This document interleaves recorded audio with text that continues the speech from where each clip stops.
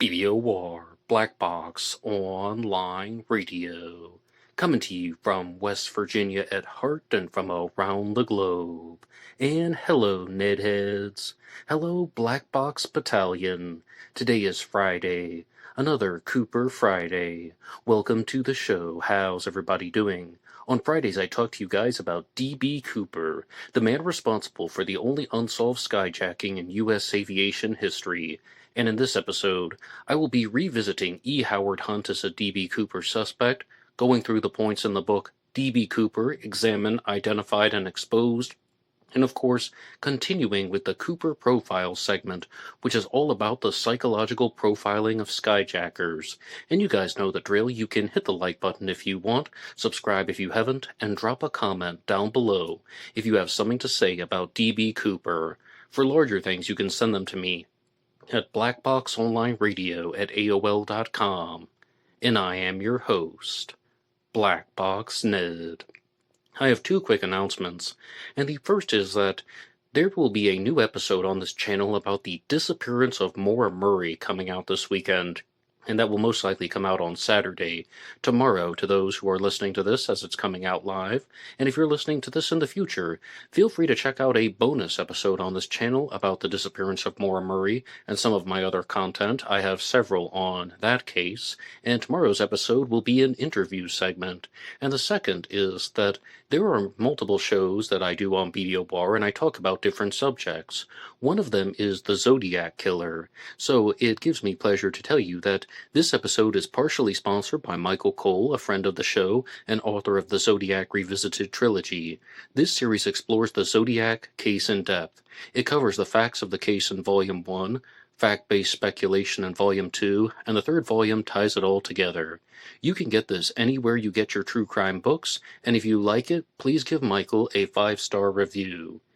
Now, one of the most widely discussed D.B. Cooper suspects in my comment section is E. Howard Hunt, and I say that because I get requests to talk about E. Howard Hunt all the time. I did one episode about him as a D.B. Cooper suspect, but because a lot of people had been talking about him in the comment section in various episodes, in various Cooper Friday segments, I decided that he was worth revisiting, and I also wanted to look at some of the points that were discussed in a book that was exploring his candidacy, and that is called D.B. Cooper, Examined, Identified, and Exposed by Nat LuFolk. So first, let's go over to the D.B. Cooper Suspect WordPress and have the most basic introduction. E. Howard Hunt was born Everett Howard Hunt, Jr. He was an American intelligence officer and author. From 1949 to 1970, Hunt served as a CIA officer in the United States, and he had involvement in regime change in Latin America, including the 1954 Guatemalan coup d'etat and the 1961 Bay of Pigs invasion. And when this says that he is an author, that is an understatement. E. Howard Hunt was an amazingly prolific author. I mean, I was just over on his Wikipedia page. He had so many books out that were fiction and nonfiction. I mean, some of the more famous ones that have been attributed to him talk about his actions and activities in the CIA as a spy. But even just recently, I learned about all of the fiction that he had written. I mean, I think the most famous ones would be American Spy is something that you would encounter. Even just looking into other subjects, you'll encounter the book American Spy by E. Howard Hunt. He also wrote Give Us This Day and Undercover, Memoirs of an American Secret Agent. But he wrote numerous novels, and he also used the pen name Robert Dietrich. He used another one, P.S. Donahue, David St. John, Gordon Davis, and John Baxter. And as far as St. John goes, he ended up naming his son St. John Hunt, and he went on to write a book about his life with his father called Bond of Secrecy. Or I should say, at the very least, there's a book out there called Bond of Secrecy that was written by St. John Hunt, and I have a standalone episode about that here on BBO War, which I invite people to check out. It's one of the older Anything Goes Friday segments. Before Cooper Friday, there was the Anything Goes Friday. Now, let's get back to the WordPress. Along with G. Gordon Liddy, Frank Sturgis, and others, Hunt was one of Nixon's plumbers, a team of operatives that were charged with identifying government sources of national security, leaks to outside parties. That's why they're called plumbers. Hunt and Liddy plotted the Watergate burglaries and other clandestine operations for the Nixon administration. In the ensuing Watergate scandal, Hunt was convicted of burglary, conspiracy, and wiretapping, and served 33 months in prison. And what I said in the first episode was, G. Gordon Liddy might be more famous for the statement, "To overcome your fear, you must engage in it," but there are reasons why people suspect that E. Howard Hunt was D.B. Cooper, and it goes so far beyond his political involvement. And as I was flipping through Nat LuFolk's book, the first thing that he says is something that was brought to my attention, and why I made my most recent episode on him in the first place, and that was that he has a very strong resemblance to one of the D.B. Cooper composite sketches, Composite A, the Bing sketch, and that set something off in Nat LuFolk's mind, and then he began to think, now wait a second, everybody's assuming that D.B. Cooper was working class, or he is assuming that, people are assuming that D.B. Cooper had to have been somebody who didn't have a lot of money. He didn't come from a prestigious background. He couldn't have had any type of involvement with espionage. But then he's like, well, why are people determining this? Who is to say that D.B. Cooper was somebody who was working class or on the lower end of middle class? How do we truly know that? Maybe we need to be looking for D.B. Cooper in a different circle. Maybe somebody who was much closer to the president than we think. Let's look at the strength that they've laid out on the D.B. Cooper suspect WordPress. He looks a lot like the Bing Crosby sketch, already shared that. Comfortable and experienced pulling off high-risk actions. Oh my goodness, see, this is so important because when you hear these things about D.B. Cooper, he's not just some guy who committed a skyjacking and got lucky. D.B. Cooper is so different than the other skyjackers out there. In comparison to Richard McCoy, McCoy was a former Green Beret. He had military training, but he was an absolute mess during the skyjacking. He was so nervous and he's almost sweating bullets. But D.B. Cooper is always reported to have been cool, calm, and collected. So somebody like E. Howard Hunt, who was used to high-pressure situations, might have been a reasonable suspect. E. Howard Hunt wrote spy novels and appeared to have had a James Bond complex, and as I've also told you, he used multiple aliases, pseudonyms, and pen names. But the James Bond complex is something that becomes one of the cornerstones of the E. Howard Hunt theory, in my own opinion. If I'm making an assessment of this theory, it seems like this guy resembles the sketches, James Bond complex, CIA spy. He seems like somebody who actually is a reasonable suspect, and I'm really quite surprised, because I made a short episode once when I was just absolutely shocked to see the name E. Howard Hunt on the D.B. Cooper suspect list, because I was just thinking that this seems like, just an outlandish theory. But then you learn that there actually are some supporting points for it. Next on the list, E. Howard Hunt served in the OSS in World War II, where he not only learned how to parachute at night, but also he probably learned while wearing a business suit, and he bragged about it in his memoirs, easily making his qualifying jumps, and who parachuted into China during World War II. In addition, he supervised parachute training for others. See, these are strong points in favor of being D.B. Cooper, and I know it's going to be hard for a lot of people to digest, but it's not baseless, and this is something that we have to really consider. I know it just sounds like a giant story, but there actually are certain points and pieces of evidence that can line up.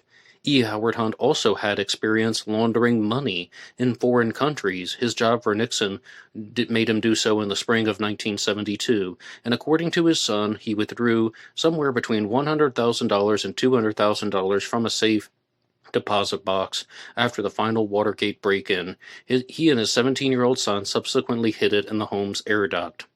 Alright, so that's a point. I see what's going on there, and I see why they would, include this, but one thing that I really have trouble comprehending is that if E. Howard Hunt actually were D.B. Cooper, would he have really done this for the money? Would he have needed the money? Yeah, I've always imagined that, hypothetically, if E. Howard Hunt were D.B. Cooper, then he would have done it because of some type of issue with Richard Nixon that Nixon may have wanted to do something with the FAA, do something with airlines, increase some type of aviation security.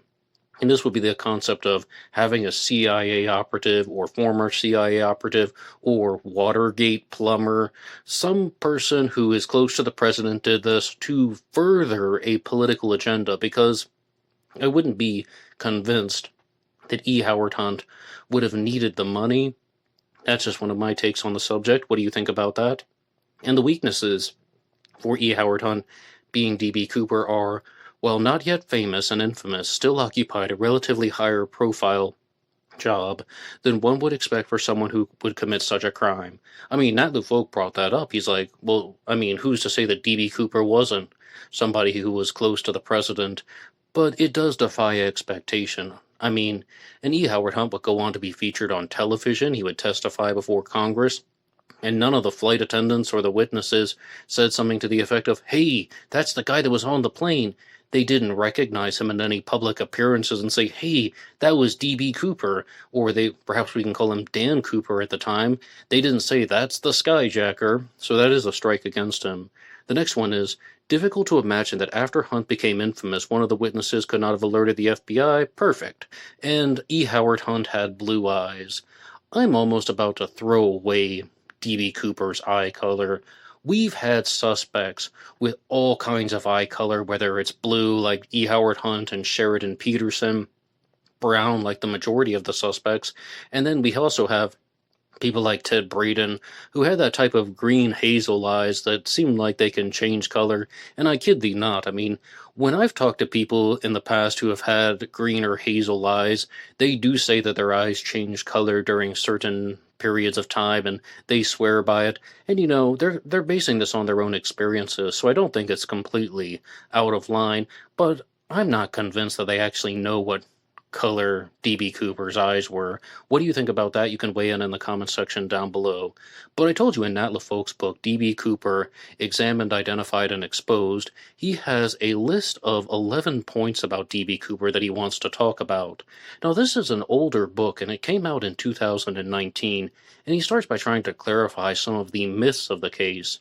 And one of them that is mentioned in the introduction is that D.B. Cooper requested parachutes. When he's on the plane, he gives the note to the flight attendant, Florence Schaffner, and he says that he wants 4 parachutes and $200,000.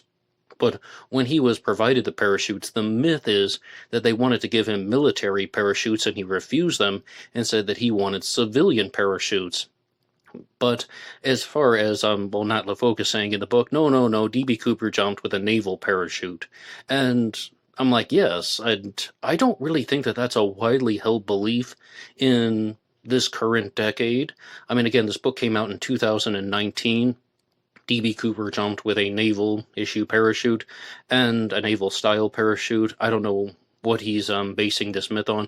Maybe it was something that was widely discussed 10 years ago, but I certainly don't think that the majority of people in the vortex believe that D.B. Cooper refused military parachutes and wanted a civilian parachute. So I'm just discussing something that was mentioned in the book. But I told you, he has 11 observations that he has made about D.B. Cooper. Let's go through them. Number 1, Cooper happened to board the one model of airliner then in operation capable of lowering its aft stairs mid-flight, a detail not known to the general public. Oh, my simple response is, well, who really cares? I think that shows that D.B. Cooper knew something about airplanes. Not known to the general public? And when I said who cares, I mean, this isn't the most enormous secret. That means that he has some type of connection to the aviation sector. Would somebody like E. Howard Hunt know that? Here's my take on that. I think E. Howard Hunt could have learned that information. I think that E. Howard Hunt could have learned about the back aft staircase. But I also think that other Boeing employees would have known about this. Absolutely, Boeing employees. People who are aviation enthusiasts, people who had strong connections to different parts of the aviation sector, like working in the airports as opposed to working for the airlines, all kinds of things like that. Number 2, Cooper instructed the pilot to fly at just the right altitude and airspeed to allow someone to open the staircase mid-flight and descend the staircase and safely airdrop. Yeah, again, this shows that he has knowledge of airplanes. Number 3. Cooper somehow smoked 8 cigarettes without leaving fingerprints on the butts and in the ashtray. Now, it's my understanding of this now that D.B. Cooper actually smoked 7 cigarettes. 1 cigarette was smoked by Tina Mucklow. They weren't able to get any fingerprints, so the fingerprints were destroyed. Was this because D.B. Cooper was a spy? Or was it because of something less sinister? Maybe he put airplane cement on his fingertips. I hear that that's a very effective way of concealing one's fingerprints. And then point number 4, Cooper happened to pick a city to land in that had a bank with $200,000 ready to be picked up by whichever outlaw got to it first. And this becomes one of the real foundations of Nat LuFolk's claim. I remember this from looking at the book last year, that one thing that he said is that, how did D.B. Cooper know about this exact amount, $200,000? Did it have some personal significance for him, or did he think about it in a different way, that this is some guy who's a former CIA spy, some guy who's a top-ranked individual in his field, somebody who's close to the president, and he knew about the $200,000 in Seattle. That's why he set this thing up. Even though everything I've said this far is going in 2 directions. One direction is saying that, well, maybe D.B. Cooper was, doing this on his own volition because he wanted the money, and the other one is maybe D.B. Cooper was trying to work for the president. So I don't think things are completely clear yet in this E. Howard Hunt theory. Number 5. D.B. Cooper either landed safely or plunged to his death without his body. D.B. Cooper plunged to death without his body, the briefcase, or the parachutes being reported found, despite months of searching and at least 1 CIA spy plane. So that tells me that D.B. Cooper survived the jump. There's no evidence that D.B. Cooper died. I repeat, there is no evidence that D.B. Cooper died during the jump. What do you guys think? Let me know in the comment section down below. If D.B. Cooper landed safely, no witnesses testified at the time to seeing him stumble out of the woods and carrying a sack of cash. Decades later, they picked Cooper. No one claimed they picked up Cooper as a hitchhiker or seen him wander into a diner following the heist. Well, of course, that's a stab at Walter Recca as a D.B. Cooper suspect, and I'll leave it at that. Number 7. None of the Cooper bills were ever found in circulation. Well, that's not necessarily going to be relevant to E. Howard Hunt as a CIA spy. Just because Cooper's money was not found does not mean it's still not out there somewhere. Also, what if the money had landed in the water or something like that, and it sank to the bottom? I mean, what if the money is just hidden somewhere in the woods and nobody came across it? But moreover, just because E. Howard Hunt was good at money laundering, it doesn't mean that the money was laundered. No matter whom your D.B. Cooper suspect is, it does not mean that the money is laundered. As of now, I think that is one of the leading theories that people have, and that is that, number 1, D.B. Cooper lost the money. Number 2, D.B. Cooper spent the money casually in small increments not to draw attention to himself. And number 3, that D.B. Cooper was able to take the money to another place, location, or country, and more or less what they are calling laundering it. And then the next one here is that, despite being viewed by no fewer than 15 witnesses, some of whom spent hours sitting beside him, the FBI's artist renderings made from their testimony failed to identify anyone the FBI considered a credible suspect. Well, they shouldn't. They absolutely shouldn't. Just based on composite sketches alone, I don't think that would be sufficient enough evidence to say that D.B. Cooper was any specific person. Not to mention we have multiple sketches. It's not only the Bing sketch that looks like E. Howard Hunt. That's not the only one that's in question. We also have composites B and C and the wavy gravy sketch, so I wouldn't say that that's a sufficient amount of evidence. Number 9, not counting the cigarette butts, 2 hairs were found on the seat rest, and the unused parachutes. The only piece of evidence Cooper possibly left behind was a necktie. So in addition to the hairs, then there's also the necktie, cigarette butts, touch the glasses. The evidence was poorly handled. Why don't we just leave it at that? But bear in mind, though, if there actually is some type of evidence that is connecting E. Howard Hunt to this, maybe he would be the type of person they would cover for. And number 10 is, if Cooper lived, he never bragged about the crime to anyone. who reported it to the authorities despite a reward of $25,000 being offered by the airline company Cooper ripped off. Well, if it were E. Howard Hunt, who on earth would be able to rat him out? So I will give this one to Nat LuFolk. What he's trying to insinuate is that if it actually were Joe Schmo is going to tell somebody, and then this person could legally turn in D.B. Cooper, he's going to get the reward, and he wouldn't have to be in hiding for the rest of his life, the way that Cooper hypothetically would be in hiding.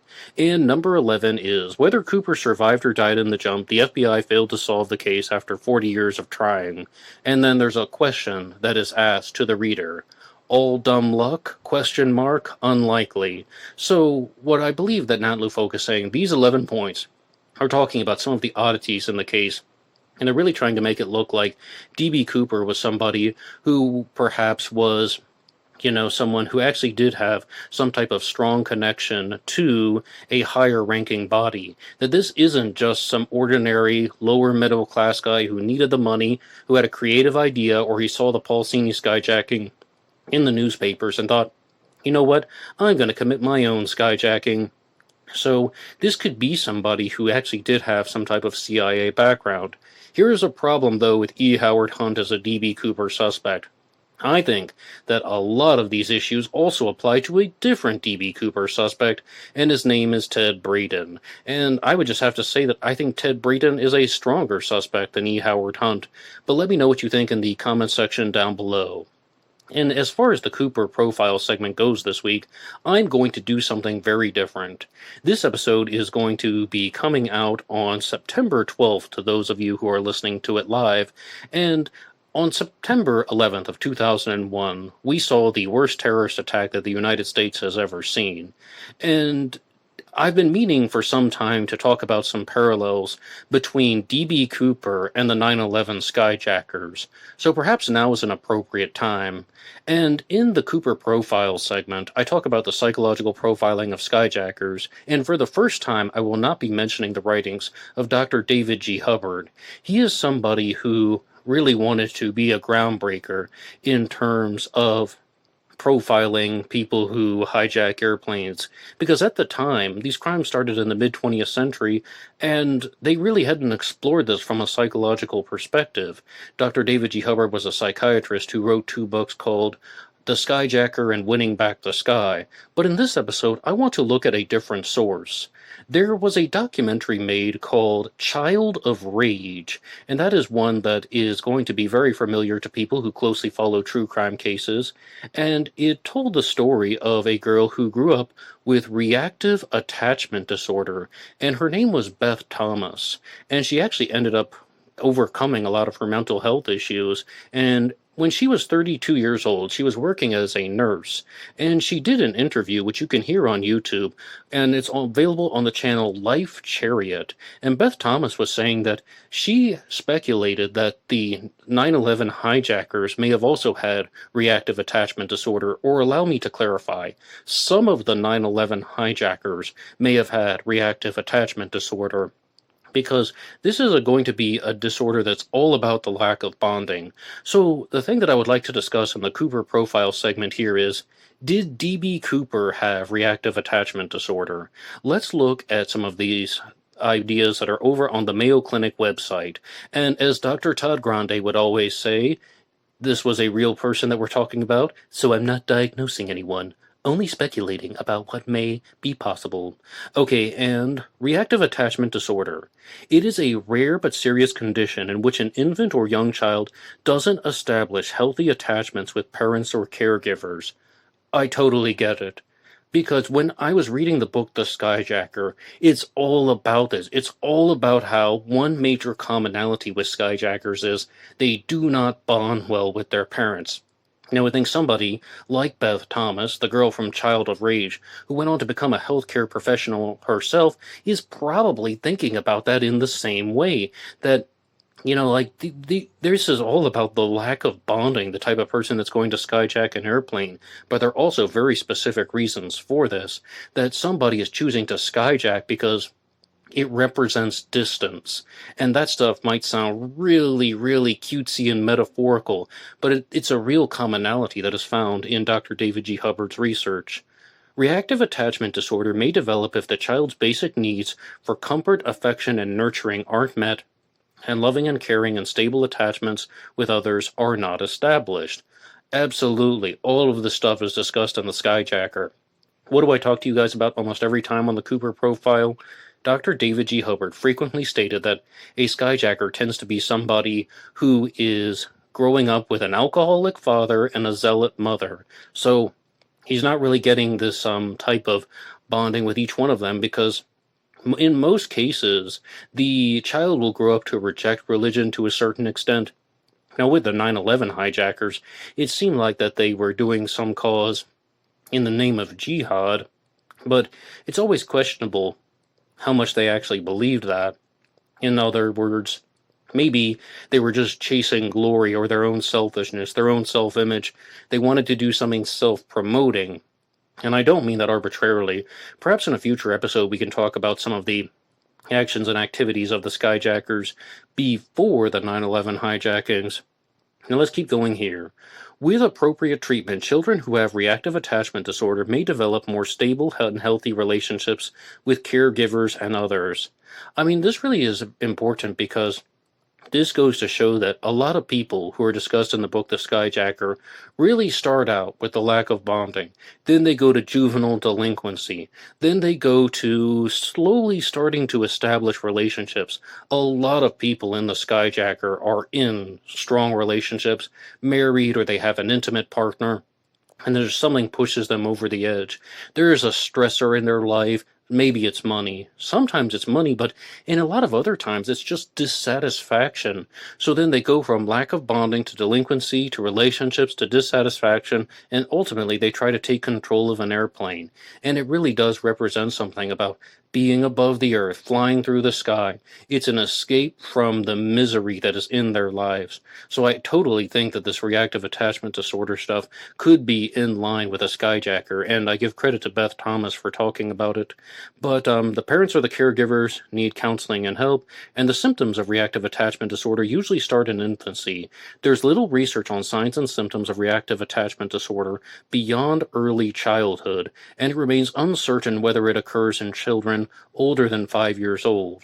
I mean, this is everything they talked about in Child of Rage. It really is something that would start under the age of 5, and what happens a lot with children is that between the ages of 0 and 4, from birth to the age of 4, the generational trauma can be shared or passed down from the parents to the children. Their parents have been emotionally traumatized, so they emotionally traumatize the children. And by the age of 4, according to the YouTube therapist turned broadcaster Daniel Mackler, by the age of 4, you can mostly tell what somebody's personality is going to be like when they are an adult. Now, there might be exceptions to that, but mostly you can understand certain aspects of their personality as an adult from the age of 4. It's very, very predictive. So the time that a kid has between 0 and 4 is very influential. So when somebody is going to be looking at D.B. Cooper growing up, absolutely, I think he had a lack of bonding with his parents.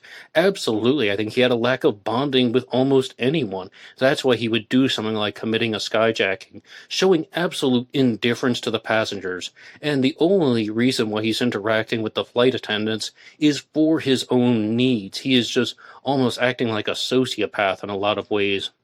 Now, these are the symptoms of reactive attachment disorder: unexplained withdrawal, fear, sadness, or irritability. I don't think Cooper was afraid. I have no idea if he was sad. And I don't think that Cooper was irritable, because D.B. Cooper is actually referred to be cool. He's referred to as cool, calm, and collected on the plane. So, withdrawal? Quite possibly. It's quite possible that D.B. Cooper was running away from something, and we don't necessarily know what that was, but it is quite possible. Now, kids with reactive attachment disorder have a sad and listless appearance. Maybe he did when he was a kid, or before the age of 5, and D.B. Cooper wasn't reportedly sad on the plane. Not seeking comfort or showing no response when comfort is given. Oh, that's anybody. I mean, this is one thing, though, that adults need to understand around children. Maybe the kid just doesn't like you because you're being overbearing. And failure to smile. Well, D.B. Cooper certainly isn't smiling in any of the composite sketches. But as far as the final ones go, behavior problems. Oh yeah, DB Cooper had behavior problems, and he probably did when he was younger. He was a criminal deviant, unless you have a suspect like E. Howard Hunt, and it's all part of a giant cover-up plot, or it's part of some type of giant issue with the Nixon administration, and Richard Nixon was behind the whole thing to further some type of security measure that is going to be more advanced and taking control of aviation. Unless you're saying something like that, then DB Cooper has behavioral problems. And the last one is failing to seek support or assistance. I think DB Cooper would have done a lot of that when he was on the plane, because let's say, for example, Nixon didn't plan this. Hypothetically, I want you to use your imagination and expect that Richard Nixon did not plan the DB Cooper skyjacking. Well, then what's the answer? DB Cooper probably had a problem, his life probably didn't turn out the way he wanted, and he didn't respond appropriately. He decided to do something criminal. Maybe he actually needed the money, maybe he didn't. If I can tell you what I genuinely believe, I think Cooper needed the money, and that he did the skyjacking because of financial benefit, and he had some type of plan for how to use the money without getting caught. That's just what I think. But absolutely, I don't think DB Cooper did this because he was just trying to do it for the thrill. Some people have suspects out there that are primarily thrill seekers as opposed to financial seekers. E. Howard Hunt would be a very good example. The James Bond complex. Somebody who's a prolific writer talking about fiction and novels. All right, he wants to see what it's really like. And as far as DB Cooper in real life, I really do think that perhaps he's the type of person who did this for the money, he had a plan to use it, and ultimately he got away with it. Well, thank you so much for listening to this episode of Black Box Online Radio's Cooper Friday. Again, feel free to check out the episode coming out this weekend on the disappearance of Maura Murray. I also have other content here on BBO War that is about the disappearance of Madeleine McCann, the previously mentioned Zodiac Killer, and on Wednesdays about Jack the Ripper, and on Thursdays about the Black Dahlia murder. So lots of content here on BBO War, and if you want to support all of these efforts, you can go over to buymeacoffee.com. buymeacoffee.com/blackboxned88, and that allows you to make a donation or contribution to help support the show, and anybody who makes a donation will get a shout out on Zodiac Monday. Everybody have a wonderful weekend, and until next time.